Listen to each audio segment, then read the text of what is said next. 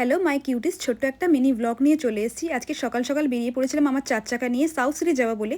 তো south city যাওয়ার রিজনটা হলো আমি আইফোন 17 নিতে যাচ্ছি অলরেডি ওখানে। তো আমি আইফোন 17 দেখলাম, 17 প্রো ম্যাক্স সমস্ত কিছু দেখলাম। তো আমার বাজেট ছিল 1 লাখ। তো এখানে আমার কিন্তু 17 যেটা বিগ প্রবলেম লাগলো, ক্যামেরা কোয়ালিটি তো ভীষণ ভালো, আইফোনের নর্মালি যেটা হয় ক্যামেরা ভালো হয়। কিন্তু এইখানে যেটা আমার প্রবলেম লেগেছে সেটা হলো ব্যাটারি। এটার ব্যাটারি 17-এর ব্যাটারি কিন্তু খুবই মানে কম, 3600 সামথিং এরম কিছু হবে। তো আমি ওনাদেরকে বললাম, তো আমার যেটা সবথেকে ইম্পর্টেন্ট ছিল ব্যাটারি কিন্তু ভালো হতে হবে, মানে অনেক বেশি হতে হবে। তো ওরা আমাকে 16+ সাজেস্ট করলো, 256 জিবি স্টোরেজের যেটা ছিল। তো আমি ওটা নিলাম। তো আমি হোয়াইট কালারের নিয়েছিলাম, ভীষণ ভালো। অলরেডি এখন আমি ভয়েস ওভার দিচ্ছি আমার আইফোন 16+ দিয়ে।